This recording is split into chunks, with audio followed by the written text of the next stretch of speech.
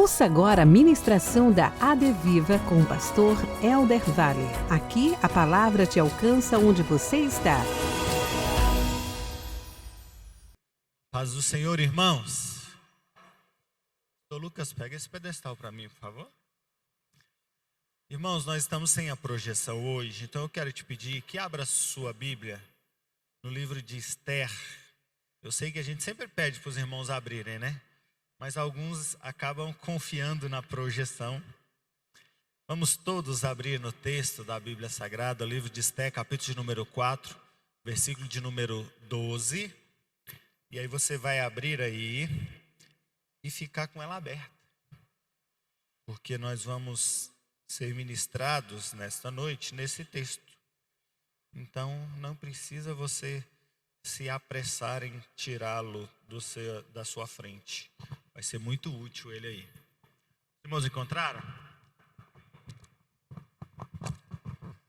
Ainda escuto folhear de Bíblias enquanto eu me arrumo aqui. A partir do versículo de número 12, Esther, capítulo de número 4, a partir do versículo de número 12, diz assim o texto: estas palavras de Esther foram transmitidas a Mordecai. Algumas versões vai chamá-lo de Mardoqueu. Então Mordecai pediu que respondessem a Esther: não pense que por estar no palácio real, você será a única entre todos os judeus que conseguirá escapar. Porque se você ficar calada agora, de outro lugar virá o socorro e livramento para os judeus. Mas você e a casa de seu pai perecerão. Mas quem sabe, não foi para uma conjuntura como esta que você foi elevada à condição de rainha? Então, Esther pediu que levassem a Mordecai a seguinte resposta, versículo 16. Vá e reúna todos os judeus que estiverem em Suzã, e jejuem por mim, não comam nem bebam nada durante 3 dias, nem de noite, nem de dia. E eu e minhas servas também jejuaremos. Depois irei falar com o rei, e ainda que seja contra a lei, se eu tiver que morrer, morrerei. Então Mordecai foi e fez tudo o que Esther lhe havia ordenado. Amém, irmãos? Vamos orar mais uma vez? Pai querido, Deus Todo-Poderoso, Pai, eu te dou graças, Senhor, e te peço que o Senhor continue falando aos nossos corações. Tenha misericórdia de nós, Senhor, que nós possamos ter um momento de conhecimento e de crescimento da Tua palavra, Pai. É a nossa oração a Ti, te pedindo que seja abundante em nós da Tua graça e que a Tua palavra venha de encontro às nossas necessidades, em nome de Jesus. Amém e amém. Tome seu assento.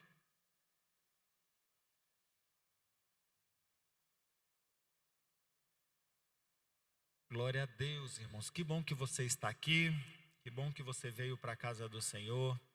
Quero dizer aos irmãos que é sempre bom poder estar aqui no culto de ensino, principalmente ministrando a palavra. Eu vou ministrar esta palavra e eu já estava até organizado para ministrar uma palavra em Lucas 15 hoje, mas eu fiquei inquietado e até mesmo encorajado por alguns irmãos da nossa igreja, que na terça-feira passada, sem ser ontem, na terça-feira anterior, eu ministrei essa palavra ali na catedral. E alguns irmãos me pediram para que eu ministrasse na igreja. E eu estava planejando fazer isso em um culto de domingo. Mas eu vou, pelo menos pelos próximos 2 domingos, ou domingo agora nós vamos fazer o encerramento da série sobre Pai. Já convido a igreja para que vocês estejam aqui, para que nós possamos ministrar. E no último domingo deste mês, nós teremos uma participação especial de um casal de missionários que esta igreja apoia, não no Cabo Verde. Esse nós apoiamos através da Secretaria de Missões do Campo da Catedral, lá na Bolívia. Então eu já quero encorajar vocês, pastor Júnior e Louise, eles estiveram na nossa conferência de missões, e eles estarão conosco no último domingo, dia 31 de agosto. Como eu não vou pregar nos próximos domingos, eu antecipei para ministrar essa palavra hoje, para que nós pudéssemos entender o que o Senhor tem para nós. Irmãos, a graça do Senhor, ela nos foi entregue através do sacrifício de Cristo na cruz. É culto de ensino da palavra e eu quero muito que você compreenda o que nós vamos pregar aqui hoje com um caráter de ensino. Nós vamos trazer a luz da palavra para que a palavra nos instrua. E Paulo vai escrever aos Efésios dizendo que pela graça sois salvos mediante a fé, e isso não vem de vós, é dom de Deus. Ele ainda segue dizendo, não é das obras para que ninguém se glorie. A verdade é que nós sabemos que a salvação nos é dada porque o nosso Deus é bom, porque o nosso Deus é misericordioso e porque a palavra do Senhor nos diz que Ele nos ama e nos amou, sendo nós ainda pecadores, enquanto destituído da presença, da glória de Deus, Deus nos amou e construiu para nós um plano de salvação. Esse plano de salvação nos é entregue pela graça, não tem nada que eu e você possamos fazer para que nós a conquistemos. Foi Cristo quem conquistou. Nós não vivemos e não pregamos uma fé em que eu faço penitências para alcançar salvação. Não, eu recebo salvação de graça. Mas nós não podemos confundir a gratuidade da salvação como se não existisse ou se fosse algo em que nós olhássemos para a salvação e olhasse assim, não tem nenhum preço que nos é cobrado, ou que nos é exigido, ou nenhum preço que nos é imposto ou colocado sobre nós por causa da graça, uma vez que a própria palavra vai dizer que para que nós sejamos parte desse plano de salvação, ou para que nós possamos pertencer, nós precisamos nos colocar na condição de servos.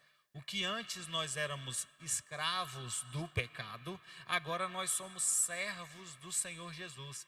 Essa percepção de servo é a gente entender que de uma certa maneira, e eu quero que os irmãos aqui tenham bastante cuidado na hora de entender isso, para que nós não acabemos desdizendo, ou retirando o que nós acabamos de falar acerca da fé gratuita, mas a verdade é que existe um preço em ser discípulo. É bom pregar essa mensagem aqui, porque eu sei que os irmãos já por vezes nos viam ministrando sobre o preço do discipulado, o preço de ser parte, ou ser um obreiro do Senhor, ou ser um filho, ou ser um discípulo, e nós somos discípulos do Senhor. E Jesus vai dizer, quando escreve, o Marcos relata, no capítulo número 8, que o próprio Jesus diz assim, olha, aquele que quiser vir após mim, negue-se a si mesmo, tome a sua cruz e siga-me, dando a entender que existe um caminho, e apenas um caminho para encontrar a salvação, e esse caminho é seguindo os passos de Jesus, caminhando após Ele, e caminhar após Jesus é dizendo, eu sou servo do Senhor. Ser servo do Senhor é como se nós possamos olhar e ver assim, olha, Deus nos faz livres, mas o preço dessa liberdade que Ele nos faz de nos tirar das prisões do pecado é nos fazer ou retirar de nós o controle das nossas vidas. É dizer assim, eu sou livre do pecado, mas sou servo. E a gente, alguns dias atrás, quando ministrávamos aqui sobre o amigo, o amigo daquele centurião, ou aquele homem que intercede pelo seu amigo, que era um servo dele. O servo não tem suas próprias vontades, o servo, ele entrega o controle da sua vida. Isso precisa ser pregado como sendo a realidade do Evangelho. Quando Jesus diz que para servi-lo ou para segui-lo tinha que negar a si mesmo, é exatamente abrir mão das suas vontades, pôr a cruz sobre os seus ombros, lutar e guerrear todos os dias contra o pecado e seguir os passos de Jesus. E nós precisamos avançar para o que nós vamos entender aqui através do livro de Esther e através da vida de Esther, é que nós, se tem algo que o Senhor não nos entrega, ou se tem algo que precisa ser entregue às mãos do Senhor, é o controle, quando nós decidimos segui-lo. A gente sempre fala, inclusive no nosso apelo, aquele que quer aceitar a Jesus como Senhor e Salvador da sua vida. E se o Senhor é Senhor, Ele está com o controle, Ele está com a agenda, Ele está com o nosso futuro e com o nosso amanhã. Você pode glorificar o nome do Senhor Jesus, porque eu estou pregando a verdade de salvação, dizendo, Deus está no controle das nossas vidas. Se nós devemos ou decidimos por tê-lo como nosso Senhor, nós estamos entregando a nossa vida por servo e Ele vai dirigir a nossa vida. Por que eu te chamei a glorificar? Porque Isaías, quando vai profetizar acerca da vinda do Messias, na sua profecia, ele vai dizer: olha, os caminhos do Senhor são maiores do que os nossos, parafraseando o texto. Os pensamentos do Senhor são melhores do que os nossos. Então, o que eu quero que você entenda como parte da introdução do que nós vamos olhar para o texto aqui, é que eu e você não temos mais o controle do nosso caminho, mas nós temos a certeza de que o caminho do Senhor é sempre o melhor para nós. Acabei de ver a irmã Margarida aqui. A irmã Margarida foi a inspiração do texto da ministração. Há uns 12 dias atrás ela esteve na nossa casa, ministrou nesse texto de Esther, capítulo número 4. Ali eu fiz algumas anotações que depois nós fomos ministrar no devocional e essa mensagem nasceu. Mas agora eu quero te chamar, Deus abençoe, irmã Margarida, Deus abençoe, continue lhe usando. O que eu quero te chamar para entender ao olhar esse texto é que o livro de Esther, ele é um livro histórico, ele narra a história de uma mulher do povo de Deus que se tornou rainha da Pérsia, em um contexto em que, quando nós olhamos, parece um belo livro de romance, ou até mesmo uma bela novela. Por quê? Porque a gente vê todo um trabalhar de uma rainha que negligencia no seu papel, perde o trono, para quê? Para que uma plebeia, para que alguém que não era de família real ascendesse ao trono e se tornasse rainha. Eu lembro que quando eu era criança, tinha uma trilogia de novela mexicana que era Maria do Bairro, Maria Mercedes. Era a mesma história e era mais ou menos assim: uma mulher pobre que se apaixonava por alguém rico e sua vida mudava. Se a gente olhar o primeiro e o segundo capítulo de Esther,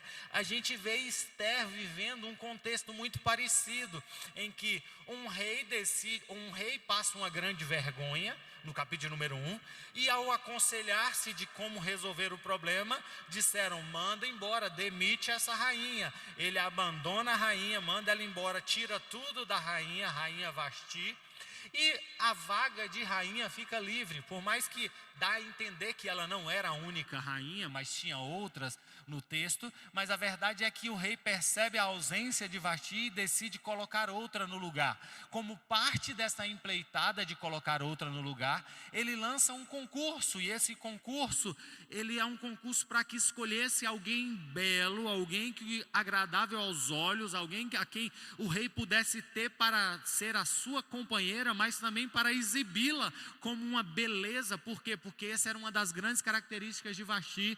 Era como se dissesse assim, era um pouco do plano de superação do rei. O rei foi envergonhado, então agora vamos destituir a rainha e vamos pôr outra no lugar, ainda mais bela do que a rainha anterior.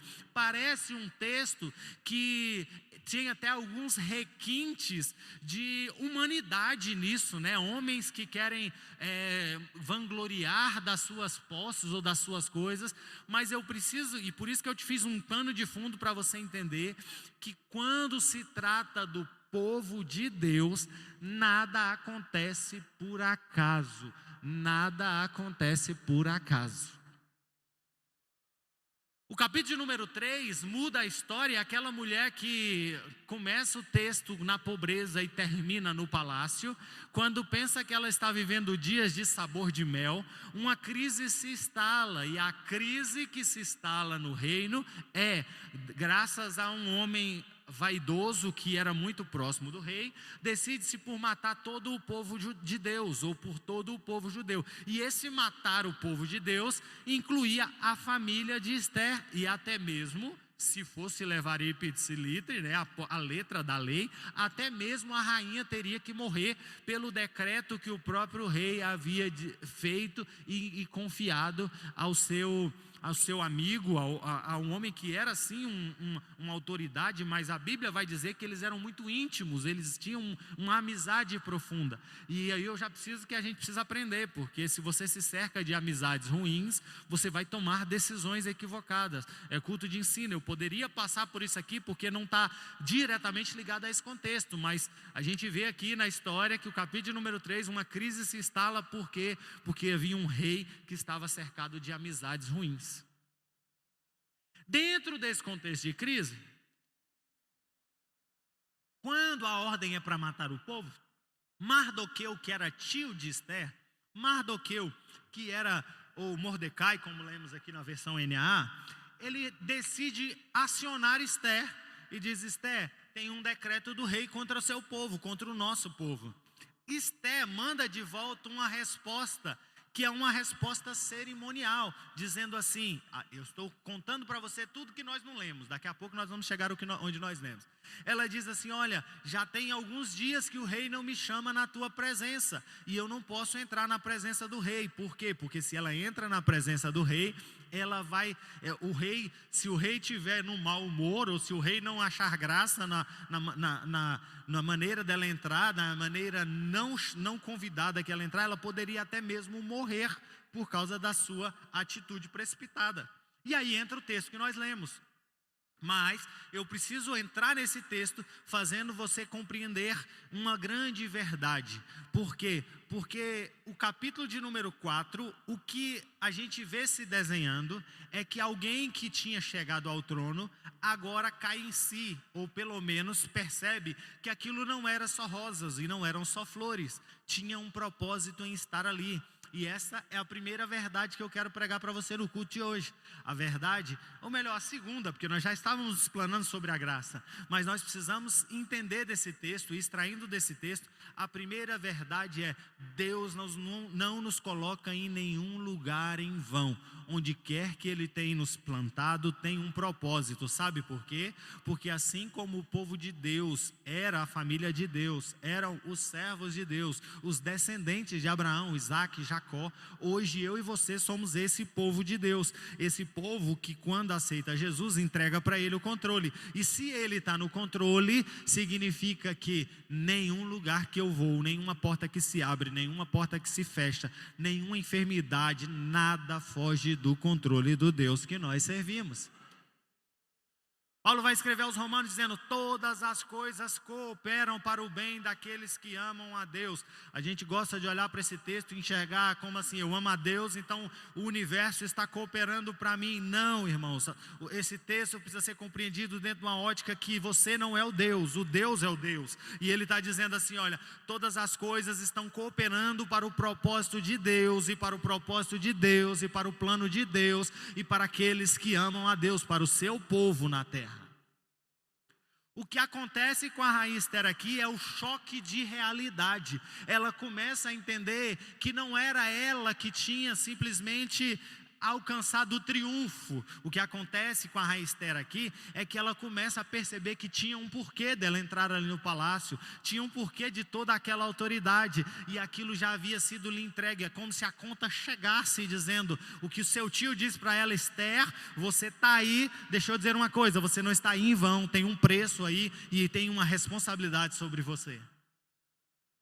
Eu até brinquei esses dias, enquanto ministrava essa palavra, que a verdade é que Esther começou a entender, igual alguns irmãos assim, né? Não sei se já aconteceu com você. Alguém chama você: eu queria te convidar para jantar lá em casa. Aí você janta, aí você tem um momento de mesa. Aí quando ele termina, ele fala: agora eu queria te fazer uma apresentação. Aí te apresenta a Herbalife. Aí você fala: agora eu entendi porque que eu estou aqui.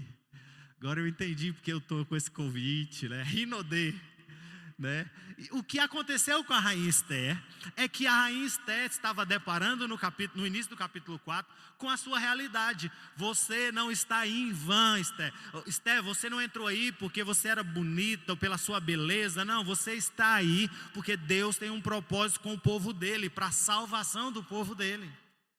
Esther não é única nesse plano não, irmãos. José, quando vai reunir com seus irmãos, lá em Gênesis, capítulo de número 45, versículo de número 7, ele vai dizer bem assim para os seus irmãos: olha, Deus me enviou adiante de vocês para que eu pudesse dar livramento, para que eu pudesse trazer salvação para o nosso povo. O que José estava dizendo para os seus irmãos? Vocês estão aqui prostrados, pedindo perdão, porque vocês me venderam, mas deixa eu dizer algo para vocês: tudo isso era um plano de Deus para a salvação do nosso povo hoje.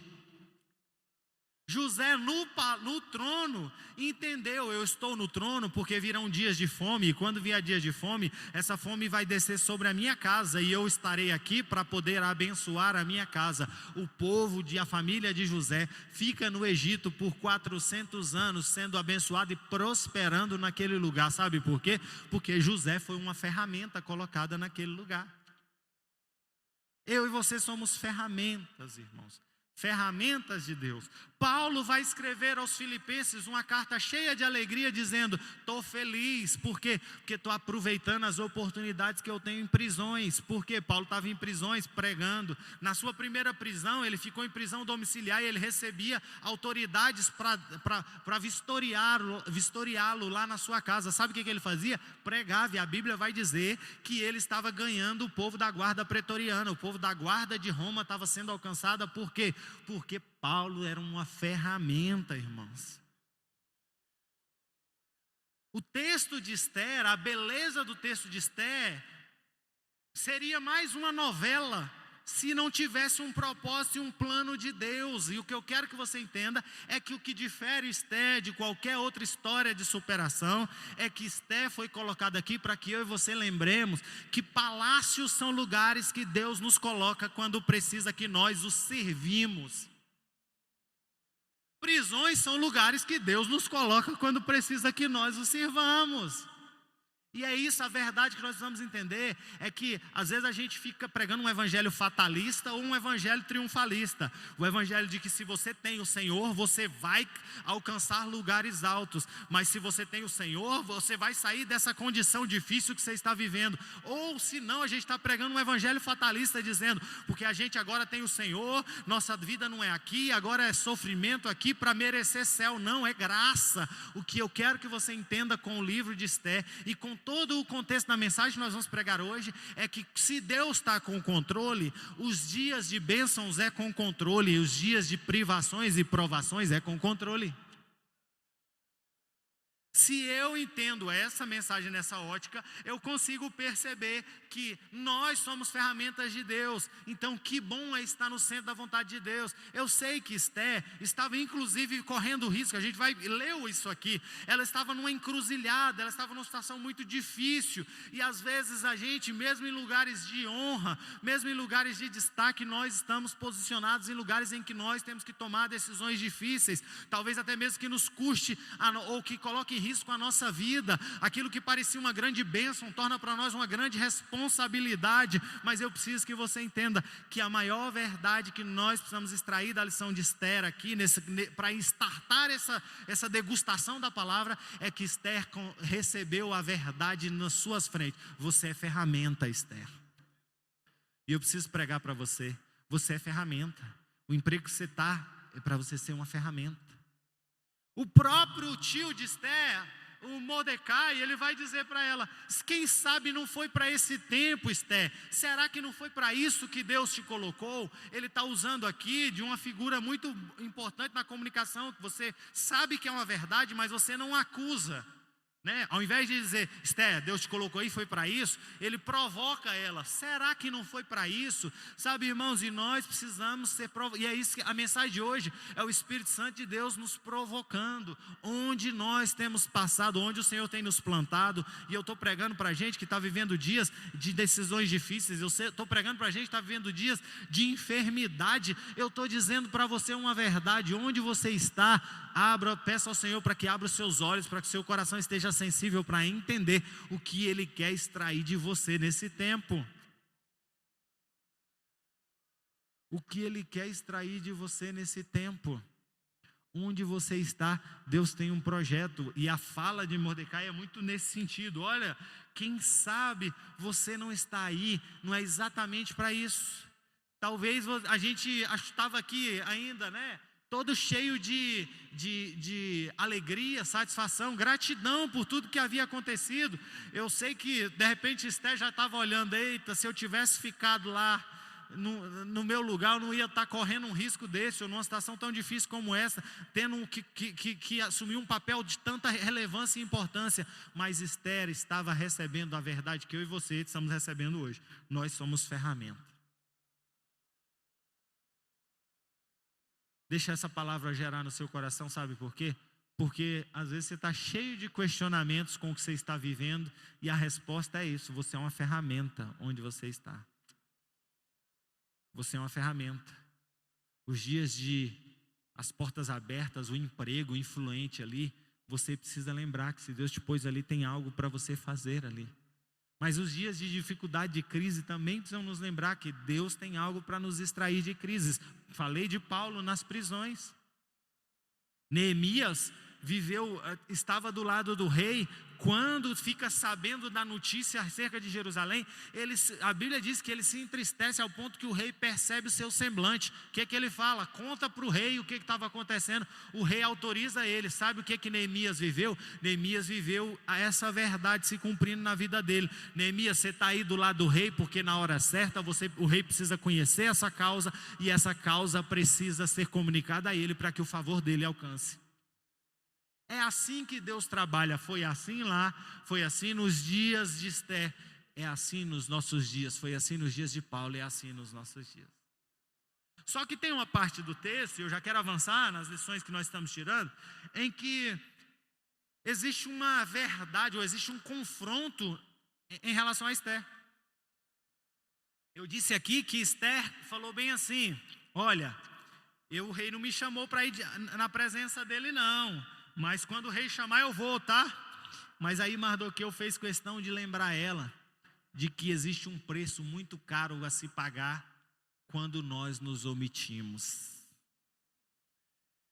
Olha essa frase que parece ser assim, eu sei que Mordecai falou isso, Mardoqueu fala isso porque ele a criou. Ele poderia falar com a rainha assim, ele não estava falando como alguém que era um simples da ralé, ele estava falando era alguém falando com a sua própria afilhada, que ele era tio dela, mas ele criou ela, e ele estava falando bem assim para ela: ó, não pense você. E aqui tem duas lições lindas, irmãos. A primeira dela é que é o seguinte, ele fala assim: olha, se você se calar, Esther, Deus vai levantar o escape de algum lugar. Isso é uma verdade que eu e você precisamos comer. Ela sabe por quê, irmão? Porque a gente tem de repente um sentimento de que nós somos importantes demais, e a gente começa a achar, e chega um momento que a gente acha que o trono tá nas nossas mãos mesmo, que bom mesmo é rainha, e a gente começa a achar que só vai acontecer na hora que a gente quer e no nosso tempo, mas nós não estamos no controle, nós somos ferramenta, e se nós nos calarmos, Deus vai levantar outro. A dureza da fala de Mordecai é assim: Esther, se você não agir, Deus vai nos dar escape de outro lugar. Isso precisa nos incomodar. Por quê? Porque se nós fomos plantados por Deus em um lugar, quer sejam tronos, ou quer sejam lugares de lutas, de dificuldade, se nós não agirmos, Deus vai fazer o propósito e o plano dele de alguma outra maneira. Por quê? Porque o plano é dele, o plano dele é infalível. Mas se eu e você nos calarmos, tem um preço que Esther está dizendo. Quando eu sou colocado por Deus em uma posição e eu negligencio a posição que Deus me colocou, o preço que me é requerido é a minha própria vida. O que ela está dizendo aqui? Olha, tem um decreto de morte para o povo. Se você não agir, o povo vive e você morre. Está aqui, não inventei nada. Leia aí o versículo 16, se não me engano. É 16? Agora eu vou ter que conferir aqui. 14. Esther, se você calar, Esther, Deus salva o povo e você morre. Por quê? Porque Deus te levou aí para isso. Porque Deus te colocou aí para isso. E por que essa mensagem precisa ser gritante no nosso coração? Porque nós precisamos entender qual é o preço de nós sermos colocados em posições, e depois quando nós chegamos lá, nós simplesmente esquecemos de por que Deus nos levou para lá. Eu estava preparando a mensagem do filho pródigo, e a mensagem do filho pródigo, ela tem uma estrutura assim. O filho vira para o pai e diz: pai, eu quero a minha parte da herança. Tem toda a precipitação de pedir a herança de um pai vivo. Mas a Bíblia não diz que ele pega e vai embora. A Bíblia diz que ele pega. E passando alguns dias, ele decide ir embora. Sabe por quê? Porque às vezes nós esquecemos ou nos acostumamos com aquilo que recebemos e esquecemos de que aquilo tem responsabilidade. O que Mordecai estava tentando falar com Esther é dizer assim: Esther, eu não sei se você entendeu. Até pouco tempo atrás, esse decreto ia alcançar você diretamente. E você não tinha responsabilidade nenhuma nisso. Mas agora, Esther, você está no trono, você está preocupado com a sua vida? Se você não agir, a gente morre. Mas deixa eu dizer uma coisa, vou te dar uma verdade: se você não agir, a gente vive e você morre. Sabe por quê? Porque a verdade é, se Deus te colocou ali para dar livramento, para dar escape, para ser ferramenta, e você não age, Deus levanta outro para agir. Mas você vai pagar o preço da sua negligência. Tem muita gente que... Senhor, eu quero estudar para eu ser médico e depois ajudar as pessoas. Aí estuda, é médico, aí depois se apaixona por esse mundo e só quer dinheiro, dinheiro, dinheiro e não ajuda ninguém. Aí precisa de um Mordecai acordar ela e dizer: meu filho, quando você pediu para o Senhor, você falou que tinha um propósito. Se Ele te deu, tem propósito. Às vezes a gente acha que parece natural. Não, eu cheguei aqui porque eu estudei, porque eu busquei. Irmãos, não interessa, nós não somos mais senhores do nosso caminho. Nosso caminho foi entregue às mãos do Senhor. Toda a porta foi Ele que abriu. Você estudou, estudou. Você trabalhou, trabalhou. Você conquistou, conquistou. Mas foi Deus quem permitiu que as portas se abrissem. Não é, pode ser assim para o ímpio, mas para você só entra onde Deus quer que você entra. Se você só entra onde Deus quer que você entra, quando você entra, você não pode esquecer do Deus que te colocou ali. E você não pode esquecer do propósito do Deus que te colocou ali. Sei que a gente fica tentado a usar exemplos mais próximos de nós, por isso que eu quero aproveitar, estarmos aqui entre irmãos, entre a igreja que conhece o pastor que está pregando. Irmãos, eu tenho uma preocupação com o tempo que nós estamos vivendo, em que a gente vê muitos homens de Deus em posições que deveriam agir e não estão agindo. Por quê? Porque eles já chegaram aos seus palácios, acostumaram com o conforto do palácio e não quer fazer nenhum passo se colocar em risco o palácio que eles têm. Mas eu quero que você entenda esse capítulo como a verdade que é: eles vão pagar um alto preço. Por quê? Porque Deus vai levantar escape de outro caminho, mas vai requerer deles a omissão e o silêncio. É assim com as autoridades que nós elegemos para estar lá. É assim com as autoridades que foram lá colocadas, como o texto de Paulo aos Romanos diz, foram constituídas por Deus. Nós precisamos entender que Deus vai requerer. Mas aí nós temos que parar de ficar olhando e gastando energia com a nossa tristeza, com a chateação, com ele lá, e trazer esse texto para nós. O que eu tenho deixado passar de oportunidades onde Deus tem me plantado? Do vizinho que precisa ouvir a palavra porque sua casa não está lá por acaso não, foi Deus que te plantou para morar ali. Do colega de trabalho aflito, talvez pensando em tirar a própria vida, e você conhece a vida abundante e não prega para ele. E o casamento destruído, tão próximo de você, e você tem a oportunidade de trazer uma palavra de Deus, mas você está tão confortável nesse trono, nesse mundo seu, que você não desgasta, você não quer gastar uma ficha pela vida de alguém.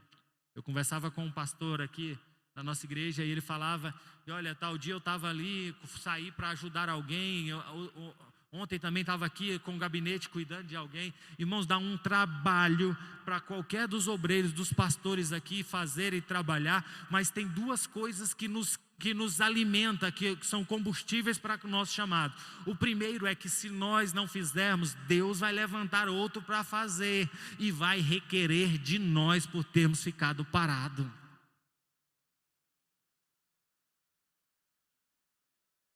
Eu quero sacudir você com essa palavra hoje, para que você entenda que as crises glorificam o nome do Senhor e tem propósito, mas os dias de bênçãos também têm.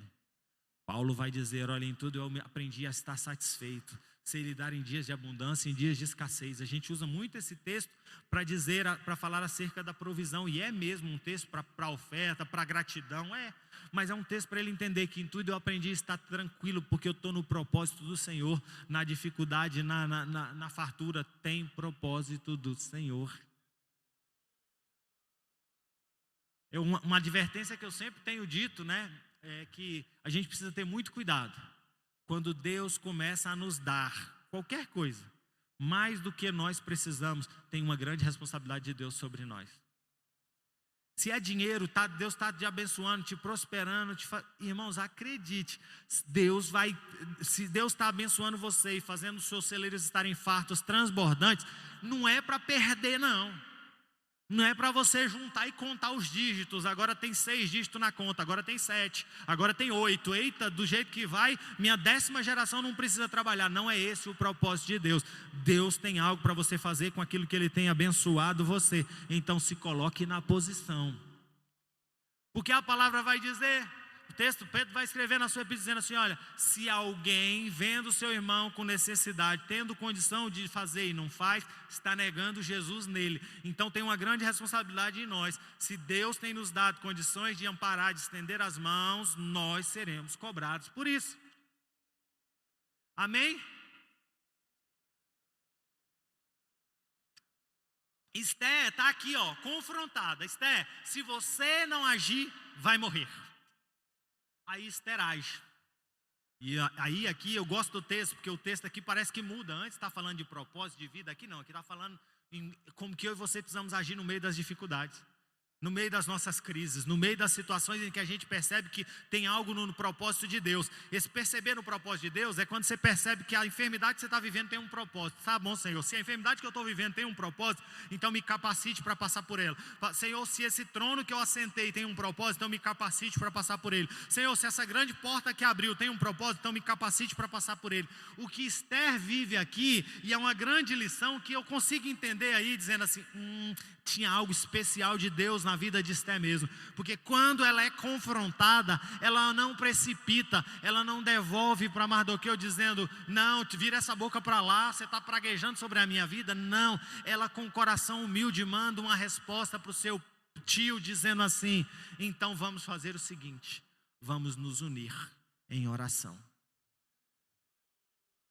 O que muda aqui, irmãos, eu preciso que você entenda, é que eu e você temos, até aqui a minha vida e a sua, talvez a diferença é que nós não estamos sentados em tronos com servos, mas o que eu preciso entender, que você entenda, é que a minha vida, a sua e a de Esther está na mesma posição. Deus está no controle, Deus está abrindo as portas, Deus está nos colocando em posições, e na posição que Ele está nos colocando vai requerer posicionamento de nós. Se Ele coloca na posição, tem um posicionamento que Ele vai requerer de nós. Só que aí vai acontecer o que aconteceu com Esther na minha e na sua vida. Quando Deus te colocar lá e requerer de você um posicionamento, você vai se sentir incapaz, você vai se sentir em risco, vai se sentir em dificuldade, e vai.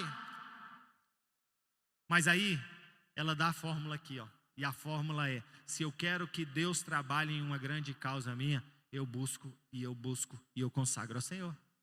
Ela diz para o povo assim, olha, ela não fala, então vamos organizar um protesto. Vamos organizar aqui, vamos fechar, esse povo precisa da gente, vamos parar de fornecer, quem trabalha nas casas não vai trabalhar mais não, vamos deixar essas mulheres tudo doida, porque eles vão ver o que é ficar sem a gente, e aí nós vamos pôr todo mundo uma camisa amarela, e nós vamos fechar a cidade. Ela poderia ter abortado isso, mas não, ela falou, não, eu guerrei com essas armas não, a minha arma, a minha guerra é na oração, põe em consagração, porque eu vou buscar ao Senhor. Josué começa o seu chamado, e Josué começa o chamado debaixo de promessa. Josué, olha, eu vou contigo, onde você pisar a planta do seu pé, você vai. Só que chegou um determinado momento que eles tinham que atravessar um grande rio, e aí a Bíblia diz que o texto vai dizer, o Senhor vai até Moisés, até Josué, e diz para ele assim, Josué, chama o povo e dá uma ordem ao povo. Josué, capítulo número 3, versículo de número 5, qual que é a ordem? Santificai-vos, porque amanhã o Senhor fará maravilha no meio de vós. O que Josué está experimentando na sua liderança? Se eu estou diante de um obstáculo intransponível, a minha arma é buscar no Senhor a resposta, é consagrar, é entregar a minha vida ao Senhor. Ei, povo, amanhã nós temos um Jordão para atravessar, então santificai-vos, porque amanhã a mão do Senhor vai à nossa frente. Eu estou liberando essa palavra sobre a sua vida. Deus tem colocado você em posições que tem exigido de você posicionamento. Por vezes esses posicionamentos te fazem olhar e não entender qual o caminho a tomar, e a palavra do Senhor para você hoje é: o caminho é o dos joelhos dobrados, o caminho é de uma vida de oração, o caminho é de busca ao Senhor, o caminho é de consagração ao Senhor. Essa é a maior arma da igreja.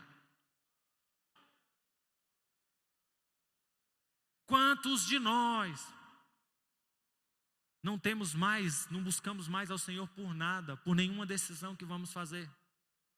Ontem nós vivemos um momento e nós mudamos as crianças para o plano nesse ano, estudando pela manhã, está bem difícil, está cansativo.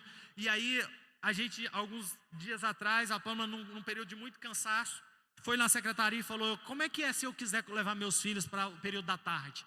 Ela falou: vamos ver aqui, dá para um, dá para outro, dá, mas não dava para a Estela. Aí ela falou bem assim: não, então vê aí para mim, se surgir uma vaga, você me avisa. Ontem nós estávamos em casa, quando deu na parte da tarde, liga da escola: olha, tem uma mãezinha aqui da turma, da mesmo ano da Estela, que ela precisa fazer o movimento inverso, levar a filha dela para o primeiro ano. A senhora quer ir? Na hora que ela desligou o telefone, falou: amor, e aí agora? Eu falei: vamos orar. Falei para ela, falei com a Pamela, era meio-dia isso, falei: vai hoje no final do dia, vai lá na escola, vê como que é o trânsito na volta, vê se faz sentido. Estávamos pensando, planejando, mas falei: vamos orar. Fomos dormir sem resposta, sem entendimento. Ela acordou: e aí, amor, que resposta a gente dá? Eu falei: olha, eu não estou confiante, eu não estou seguro de dar nenhuma resposta, vamos orar. Quando deu 10 horas da manhã, ela recebe uma mensagem da mãezinha que queria transferir a filha: olha, não vai dar certo não, porque a mãezinha desistiu. Então eu preciso e você precisamos entender que quando nós não sabemos que decisão tomar, a oração é a melhor decisão que nós temos.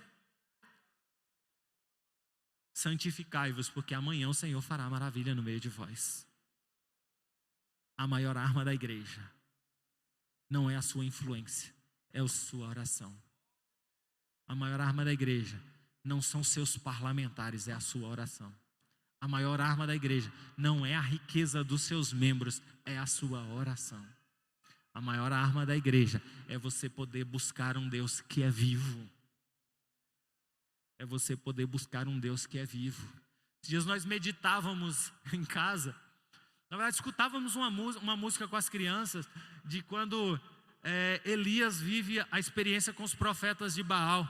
E Elias cochichando, né, provocando eles: grita mais alto, vai que seu Deus está dormindo, grita mais alto. Irmãos, eu quero te dizer uma coisa: você serve o Deus de Elias, o Deus que não precisa que você grite, o Deus que te escuta, o Deus que te conhece. E aí, quantas vezes eu e você temos ido à batalha sem nem consultar o Senhor, como foi dito aqui na palavra pelo pastor Marcos ali, falando: olha, irmãos, às vezes a gente consulta homens, consulta tantos, até mesmo confia no próprio entendimento, vai no chat GPT, faz tudo que precisa, mas não dobra o joelho para saber qual é o caminho que o Senhor quer de nós. E eu estou pregando uma palavra prática para você hoje.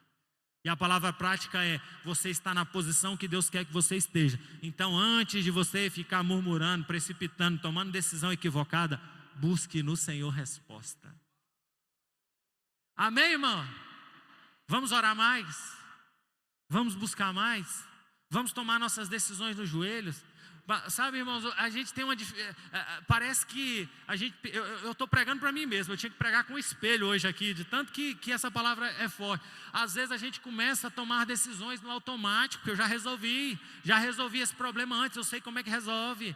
Não, se precisar é só comprar, é só vender, é só resolver, é só aquilo. Irmãos, nosso Deus é vivo, tem soluções novas, o caminhar dele é novo. Então não vamos desconectar do Senhor. Amém? Que tenhamos mais coragem de dizer: vamos tirar um período de consagração antes de tomar essa decisão, antes de dizer sim ou antes de dizer não. Mas se eu aprendo com a Esther que ora, eu também aprendo com a Esther que age. Se eu aprendo com a Esther que põe o povo em unidade, em consagração, eu aprendo com a Esther que se movimenta também. Porque Esther demonstra seu coração dependente em dizer, coloca o povo em oração, mas ela coloca até prazo. Sabe por quê, irmãos? Porque a gente precisa entender que tem coisas que é Deus que vai fazer, tem coisas que é a gente que vai andar. Quando Deus diz para Josué, Josué, olha Josué, diz o povo para consagrar, porque amanhã vou fazer maravilha no meio de vós. Beleza? Foi isso. Mas aí, depois ele ainda deu mais uma instrução para Josué. Josué, amanhã os sacerdotes vão pegar a arca, vão colocar nos ombros, vão chegar diante do Jordão e vão pisar nas águas. Sabe por quê? Porque não adianta a gente achar que a vida da gente na caminhada cristã é uma vida de assentar aqui ou na sua casa, ou até mesmo dobrar os seus joelhos e dizer, Senhor, faz por mim, faz por mim, faz por mim, e eu não levanto para fazer por mim. O que eu quero que você entenda aqui é que Esther diz assim, vamos orar 3 dias, e depois eu vou entrar diante do rei, nós vamos colocar essa causa diante do rei. Por quê? Porque está cheio de gente que está orando para Deus resolver problemas que Ele que tinha que ter resolvido. Não estou dizendo que você não deva orar, mas é dizer assim, Senhor, eu vou orar, Senhor, eu vou capacitar, porque amanhã eu tenho que encarar esse problema, porque esse problema não vai resolver sozinho, eu vou ter que resolver esse problema, e o Senhor e a tua mão vai comigo. A palavra de Josué é perfeita, é bom para a gente aplicar como exemplo para isso, porque Josué recebeu uma ordem do povo, entra carregando a arca, e dizendo assim, ó, entra levando a minha presença contigo. É essa a oração da igreja. Senhor, vai comigo, Senhor, me dê direção, me dê sabedoria, coloque as palavras na minha boca, mas eu vou agir. Por quê? Porque senão você vai ser aquele crente que vai viver eternamente esperando que o Senhor abra uma porta que você não vai abrir, porque você está deitado esperando. E você precisa agir. A vida do crente é uma vida de equilíbrio. E esse equilíbrio é, eu oro, eu busco ao Senhor, mas eu também vou para a batalha. Eu consulto o Senhor, mas eu levanto e faço o que está ao meu alcance. É assim que nós conquistamos as nossas batalhas. Esther viveu isso com clareza. O exemplo de Esther prega essa verdade acerca do favor de Deus, talvez como poucos outros livros vai nos ensinar. Ela diz assim, vamos consagrar, ninguém come, ninguém nem de dia nem de noite, é jejum completo, é água, é comida. Vai apertar, mas é o seguinte, quando nós estivermos nessa condição, eu vou me levantar, vou estar aqui também, orando, jejuando, vou entrar diante do rei, e se tiver que morrer eu morro, mas eu não vou deixar de fazer o que eu tenho que fazer. Vou terminando essa mensagem, pregando para você, que você precisa ter coragem de agir, de avançar. Eu vou orar para Deus resolver minha vida financeira, tenha coragem para agir em resolver a sua vida financeira. Eu vou orar para Deus restaurar a minha casa, tenha coragem para agir em direção à restauração da sua casa. Eu vou orar para Deus sarar, curar, eu vou orar para Deus me emagrecer, tenha coragem para fechar a boca, correr e ir atrás do que é seu. Deus pode emagrecer, você pode, mas Ele não vai, é você quem vai. Amém, irmãos? É com de ensino. Eu não estou pregando uma mensagem romântica para você, estou pregando uma mensagem prática para você. Esther está me ensinando que eu estou na posição, e na posição tem momentos que eu não sei o escape, mas o escape tem uma fórmula, a fórmula é santificai-vos, porque amanhã o Senhor fará maravilhas no meio de vós. Como que vai fazer maravilha? Vai contigo atravessar o mar assim, ó, pisando na água e a água se abrindo, pisando na água e a água se abrindo, porque é o Deus que nós servimos. Vai embora daqui com coragem de dizer, eu não estou no lugar errado. Se eu estou aqui é porque Deus me plantou aqui. Tem lugar, irmãos, tem vezes que eu faço essa oração. Senhor, trata logo o que eu preciso tratar, o que o Senhor tem para tratar em mim. Faz o que o Senhor quer fazer através de mim, para que isso passe logo. Porque eu sei que tem momentos de luta, que é assim na vida da gente. Mas eu preciso que você não seja alguém que fique lá, não sei por que eu estou nessa situação. Se você entregou o controle para o Senhor, tem propósito. Mas quem está no propósito precisa entender que a omissão custa caro. Então se posicione. Se Deus te colocou, fica na posição. Fica na posição. Se Deus te capacitou, fica na posição. Não corra não, porque tem preço. E o preço é alto. E eu termino dizendo, se você estiver na posição, Deus vai usar você para salvar vidas, para alcançar vidas. Sabe qual é o propósito do Senhor através das nossas vidas, irmãos? Todos nós, é de alcançar outras vidas. é de que o nosso coração seja um coração missionário para alcançar corações sedentos. O propósito de Deus para a nossa vida, o que eu e você temos de interseção entre o que Deus tem com a sua vida, entre o que Deus tem para a minha vida, é que nós somos testemunhas dele, do poder dele, da graça dele, da transformação dele. Então, seja testemunha onde você está. Não se acostume com o conforto do palácio, irmãos. Não se acostume, porque palácios passam para o servo de Deus, a não ser o grande palácio que o Senhor está preparando para nós. Mas também não desanime nos dias de vales, porque os vales também passam.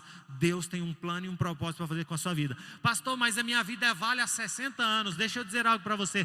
Paulo nos encoraja dizendo, olha, que nós passamos aqui de tribulação, de dificuldade, não há de se comparar com a glória que nos há de ser revelada. Eu creio que Deus tem um plano, Deus tem um projeto, Deus tem um galardão para dar para cada um de nós. Então permaneça firme no seu propósito. Amém? Coloca de pé para a gente orar. Se você aprende a lidar na sua posição, e se você está assim, nas encruzilhadas do seu posicionamento, pastor, eu sei que Deus tem um propósito na minha vida, eu sei que eu estou ali porque Deus me colocou ali, mas eu não sei como sair. Tem duas coisas para você fazer: buscar ao Senhor e agir. Buscar a direção de Deus e caminhar em direção, ou na direção que Deus te der. Feche seus olhos, vamos orar ao Senhor. O livro de Esther nos ensinou hoje que não é mais uma novela para você aprender de uma mulher que o Senhor honrou e cantou sabor de mel quando chegou lá. Não, Esther foi uma ferramenta, como eu e você somos ferramentas. Muitos de nós aqui, Deus vai colocar sentados em posições privilegiadas e vai exigir de nós nesse posicionamento. Outros vão passar por dificuldades, por lutas, mas o Senhor vai exigir de nós postura e posicionamentos como testemunhas ali. Mas a honra não é no palácio. A honra está no centro da vontade de Deus, no propósito de Deus. Esse é o lugar. Você pode estar no palácio, mas não ter alegria, não ter felicidade, morrer lá pela sua omissão. Mas você pode estar vivendo dias de dificuldade, no leito de hospital, alegre porque está vendo o Senhor usando a sua vida para pregar ali e alcançar corações. Então, bom mesmo é estar onde o Senhor quer que nós estejamos. Feche seus olhos. Pai querido Deus Todo-Poderoso, Pai, a Tua palavra foi pregada, Senhor. Obrigado, Senhor, por nos fazer entender que o Senhor está no controle, Pai. Obrigado por ter o controle das nossas vidas e nos assegurar que o Senhor está nos levando por caminhos que são os Teus caminhos, Senhor. São caminhos que nos levam para mais próximos de Ti. Por isso, Senhor, eu sou grato, porque sei que o Senhor tem nos posicionado, Senhor, para que nós tenhamos, Senhor, responsabilidade com aquilo que o Senhor tem nos dado. Pai, em nome de Jesus, obrigado por cada porta aberta, mas também por cada porta que se fechou, para que nós estivéssemos na Tua vontade e no Teu propósito.